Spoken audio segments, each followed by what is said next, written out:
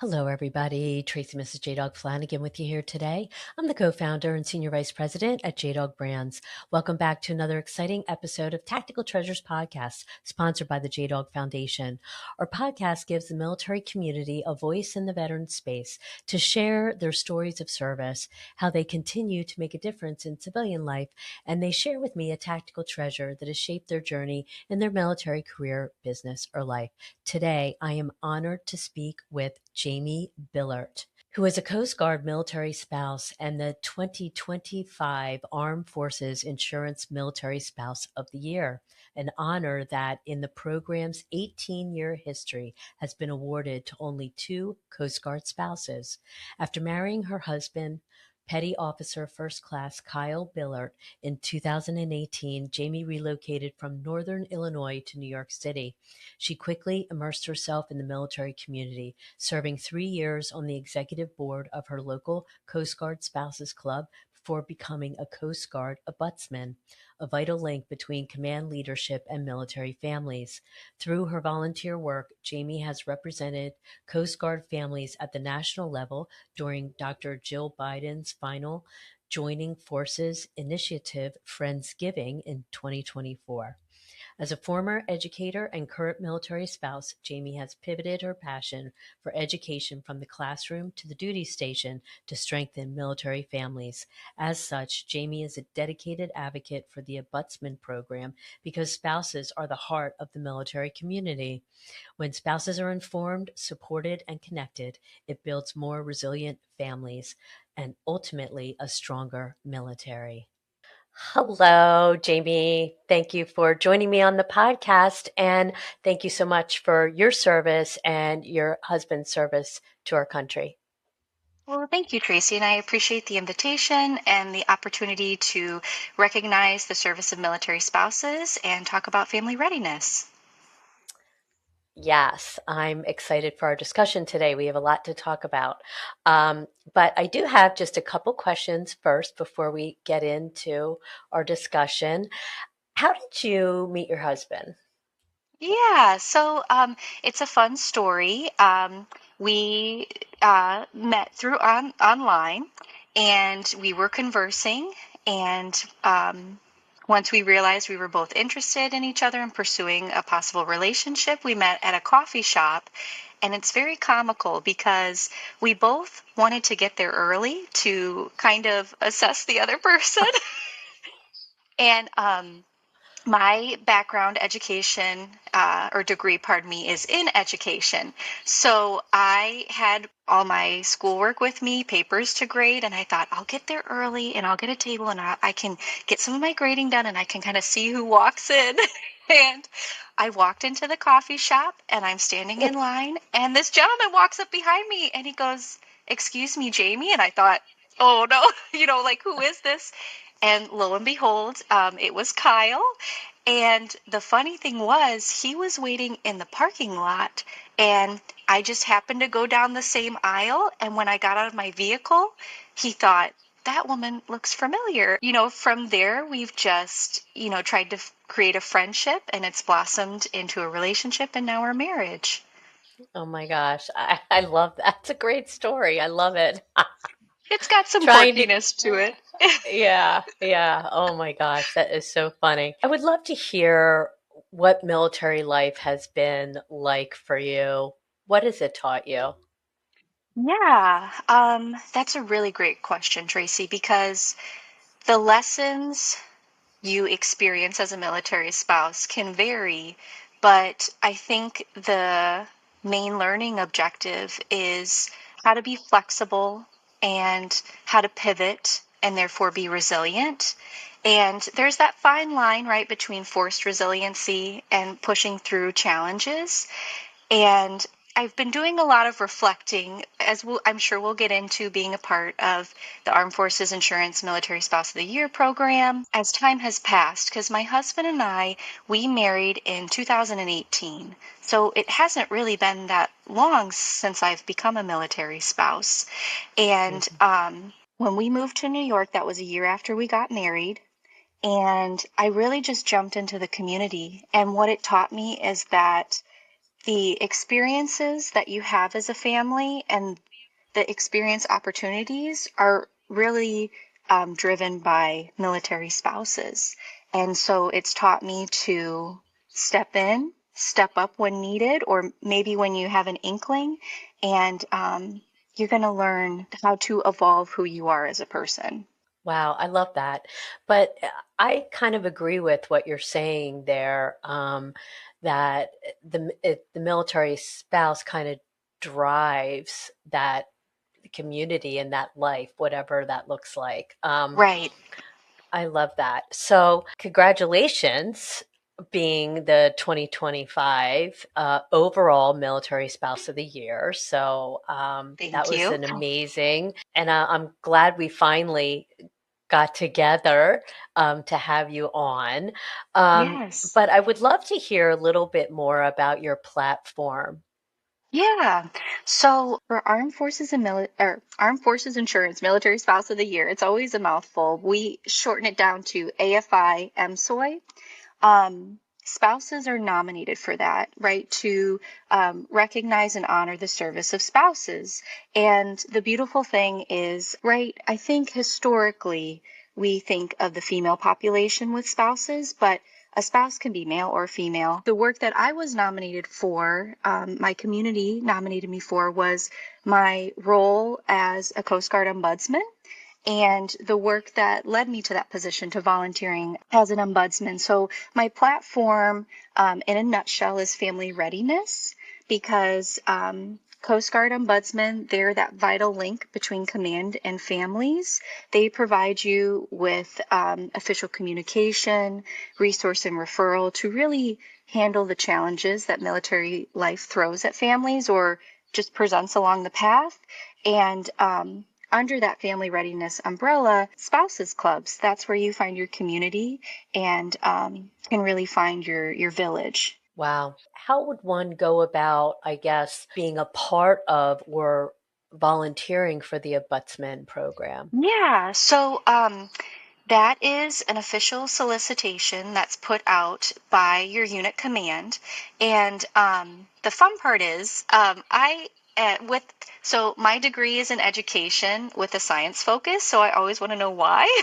So, if we, it's all in this topic, but if we can give a little background, when my husband and I moved, right, a year after getting married, and mind you, we met in my home state.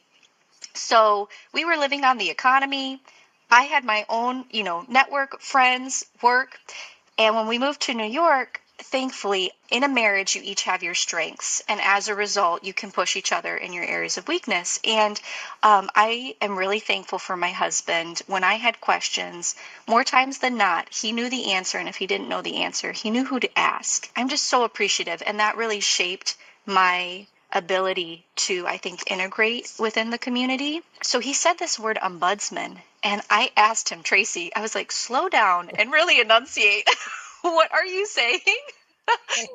And for me, it's not a word in my typical everyday vocabulary. And so I guess this is a 19th century Swedish term that was brought about. And this role started in governance and then it expanded and evolved in the responsibilities of that role. The Coast Guard adopted our program from the Navy. There was an admiral, I've got my notes here, I think it's 1970. A Navy admiral took that history and adapted it into a family readiness program. And there is a trailblazer of a spouse, Miss Wanda Allen Year Out. She was a spouse and she was doing actually work for her master's thesis in, what did I write down here? It's family childhood development and family relations specific to military families. So she already knew something was going on here. We, had some Mhm. gaps that needed a bridge, and she was in an office under Navy, and she saw this flyer, and she's like, "We need this. This is wonderful resource and referral for families, communication link. And so she brought that on, and she wrote a letter to our commandant at the time. I believe it was James Gracie. And he was receptive to it. March 26th, I want to say, but it is the month of March that the program was officially adopted into the Coast Guard. It's really wonderful because that origin story of supporting family readiness, is still upheld by our current commandant. He is quoted saying, in order to sustain mission readiness, we have to, serve as family readiness. And I Right. hear many times from command in the Coast Guard, we recruit the service member, but we retain the family. Recently for the Coast Guard in 2025 and 26, we've had, some struggles there with government shutdowns, but there is an acknowledgement at the highest level that support is needed. And what's wonderful is for the Ombudsman program, there is a whole infrastructure of support and training. And at the highest level, we have an ombudsman at large. And that is our commandant's wife and our Master Chief Petty Officer of the Coast Guard. Their wives serve as the ombudsman at large team. And the way I view that as they're putting into action what they're saying in order to support family readiness. So how does that play out? A statement put out that all Coast Guard units need to have an ombudsman, and in order to meet that expectation, you put out a solicitation to active duty and reserve spouses. And there is a volunteer agreement and an application inquiry that you need to complete, and you become interviewed by your command.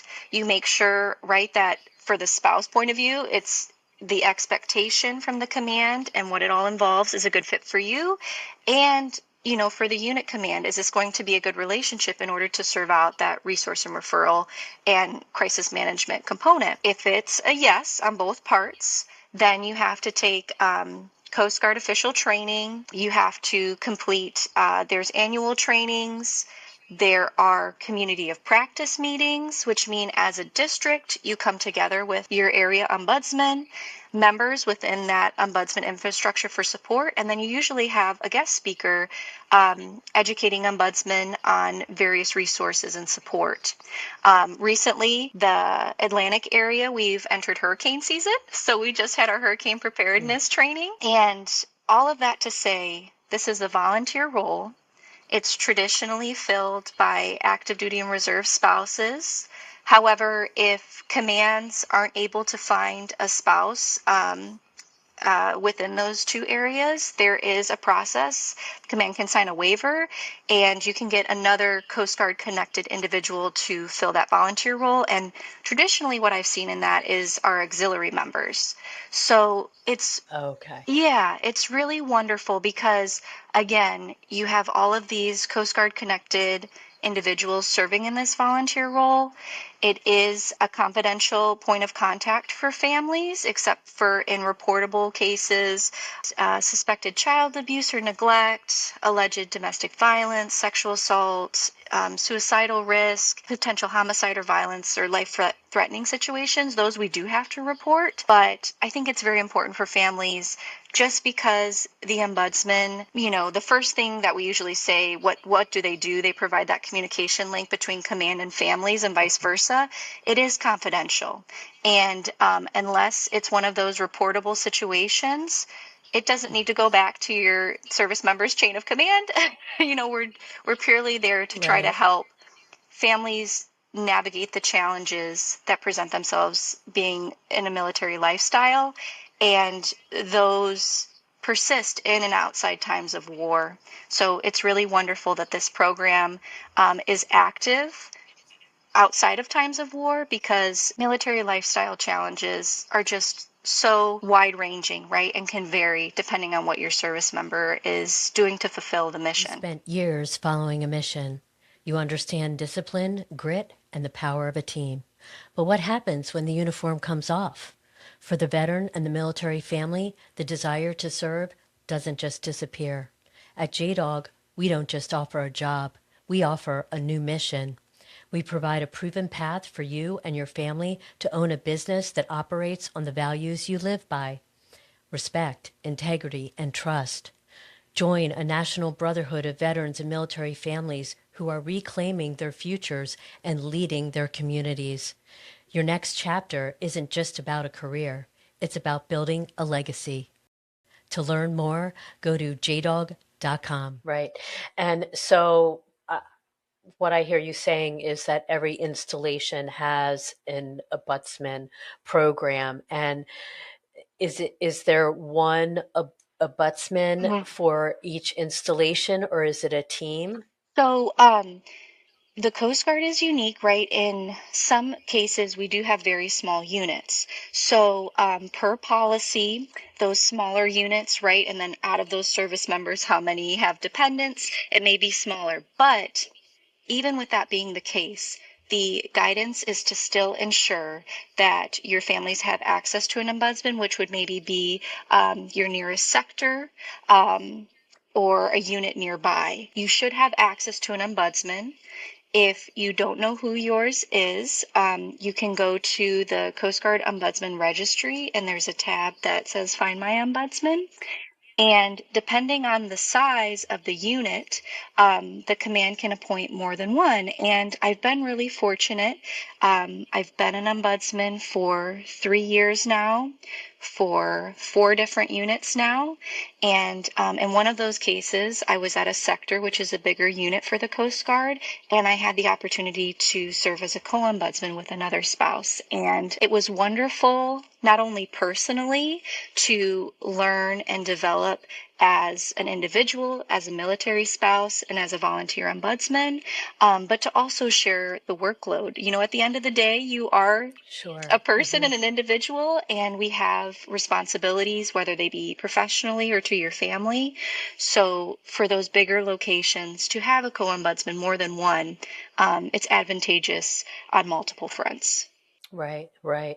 And I'm assuming that if a military family, gets assigned to an installation, the military spouse, probably the first thing that she should do is try to connect or find out who that ombudsman is, Yes. to be able to tap into resources and just to have a point of contact, correct? Yes, Tracy. Yeah, I think you hit the nail on the head. So, from a service member perspective, in our experience in the Coast Guard, the service member has a sponsor at their new unit. You know, depending on how the unit has that set up and they're supporting those sponsors, you can get really great organized information, or it could come in as you have inquiries. But, right, the catch with that is it's going to your service member, and then you're relying on the strong communication skills of your service member, right, to relay that on the home. Yeah, right. And, Yeah. anyone who has a connection to service knows that relay of communication can be nuanced. Because what if your service member is deployed? What if they have, a mission or training that they have to fulfill, and therefore they're not at home in the days or months preceding your permanent change of duty station? And while social media groups are really great to get personal experiences from fellow spouses, a really great thing that I would highly encourage spouses to do is to reach out to your ombudsman at your new unit. And you can do that again by either getting in contact with your current unit ombudsman to get that contact information, or go to the Coast Guard Ombudsman Registry website and click on the link Find My Ombudsman. Because again, the nuance with Coast Guard is we are a smaller branch.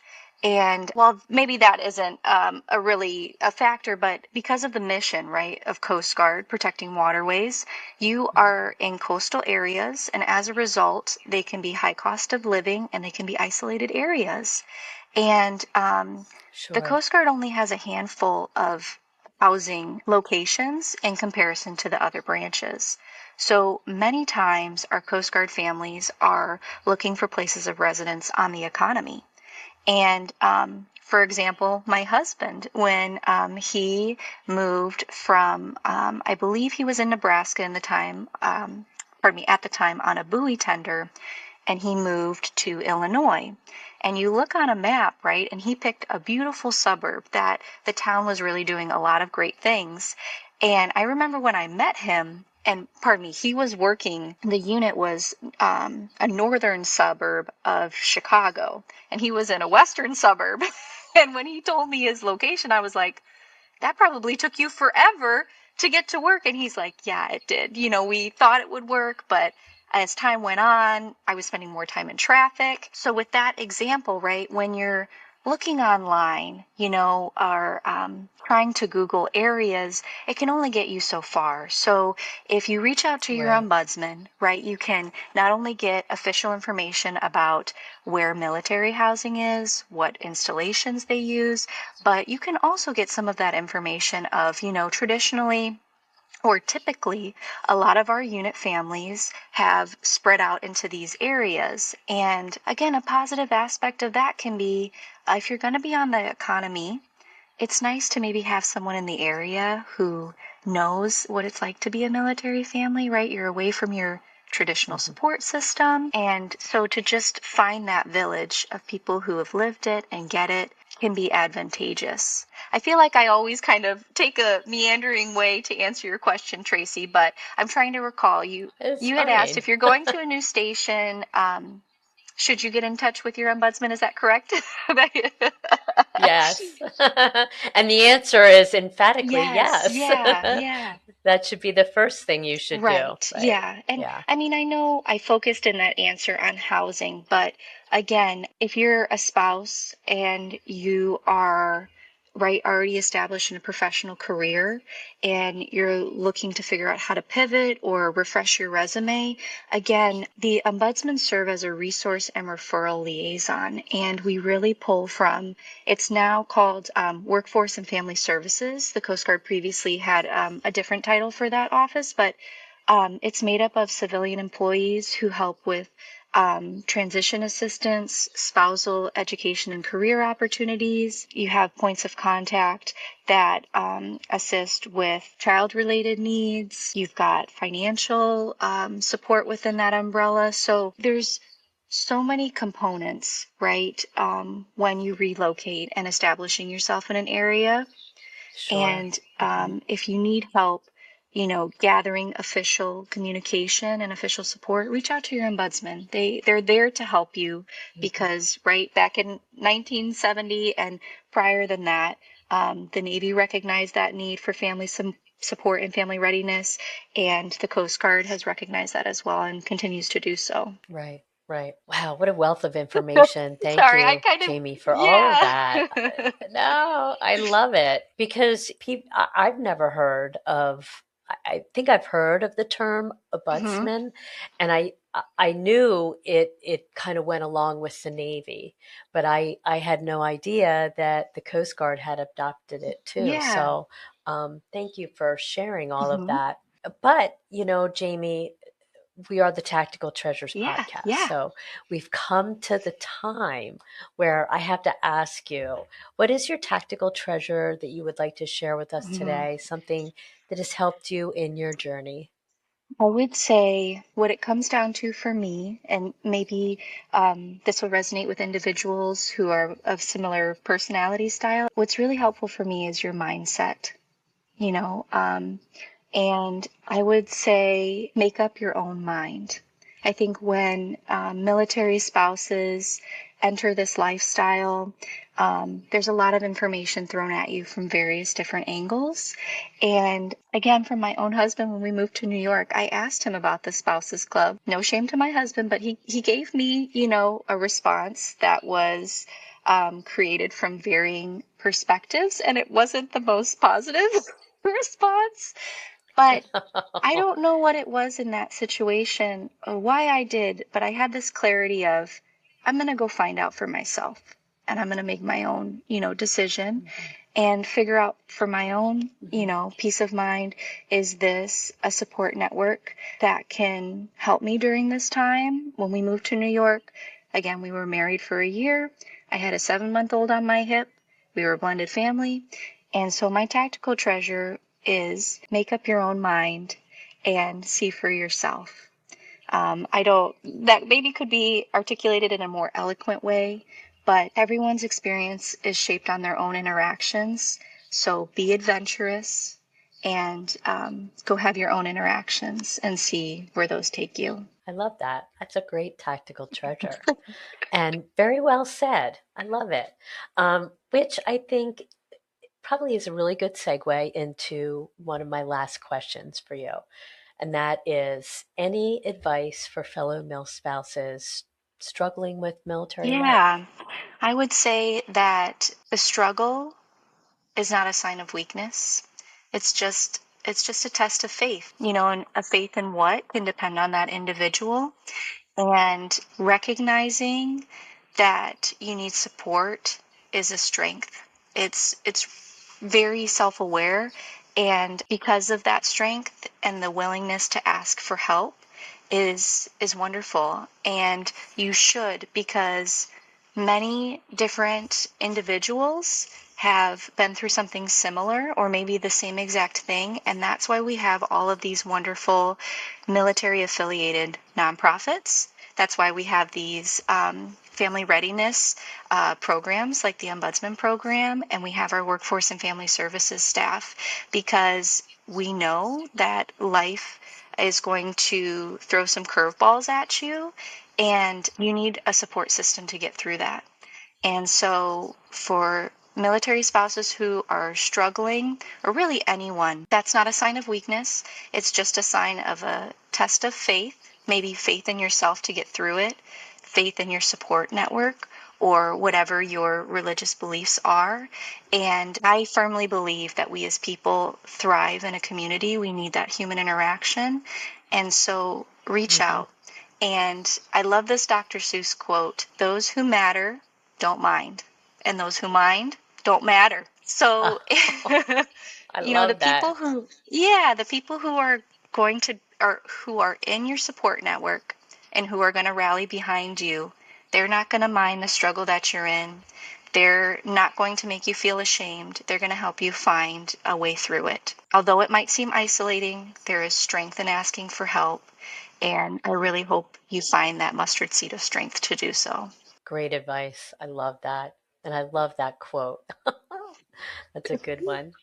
Before you go, can you tell us where people can find and connect with you, where they can find out more information on the Ombudsman program? Yeah, yeah. So, to connect with me, I will admit, even though I am a millennial, I am, maybe as I get older and we have a family, my social interaction is less, but I do have a public facing Facebook page. You can simply search Jaime Billert, 2025 Armed Forces Insurance, Coast Guard Military Spouse of the Year.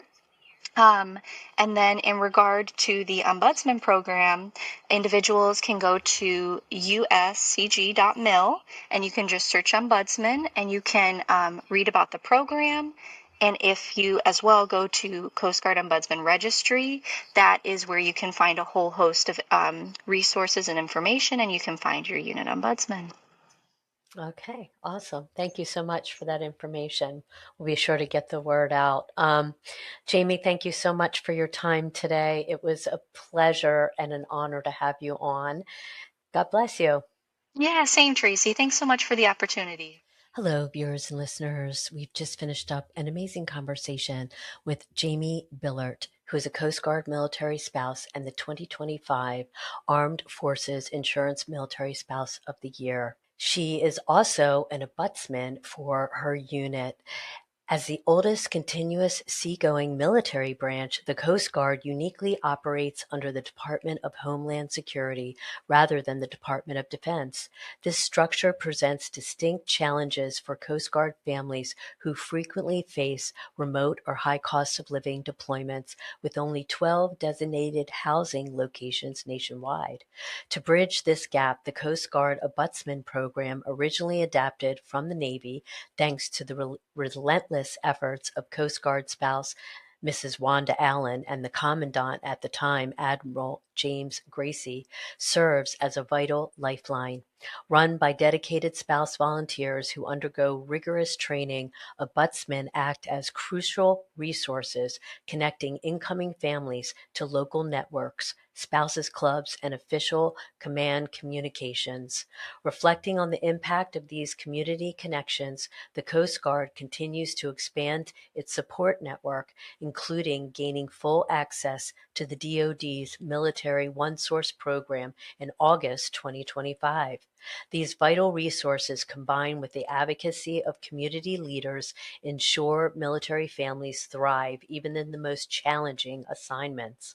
For those looking to support or get involved, the Ombudsman program remains a powerful reminder of the strength, resilience, and unique camaraderie that defines the Coast Guard family. To find your Ombudsman program in your installation, go to dcms.uscg.mil/our organization/Ombudsman program. Again, thanks for tuning in. Don't forget you can find Tactical Treasures Podcast on all your favorite podcast platforms, on our website, tacticaltreasurespodcast.com, and on our dedicated YouTube channel. As an official radio partner, Tactical Treasures is now airing on Reach Across America Radio on Wednesdays at 5 p.m. Eastern and Saturdays at 10 a.m. Eastern for the encore. You can also find Reach Across America Radio on the iHeartRadio app, the Odyssey app, and the TuneIn app. JDog is honored to be an official Reach Across America sponsorship group. When you sponsor a $17 Veterans Wreath through our group, $5 goes straight to the JDog Foundation to help heal our heroes. Your contribution directly supports our mission to prevent veteran suicide and provide lasting mental health and PTS resources. You can donate right now at reachacrossamerica.org/JDog. Again, thanks for joining us, and we'll see you again on another podcast real soon. Bye-bye now.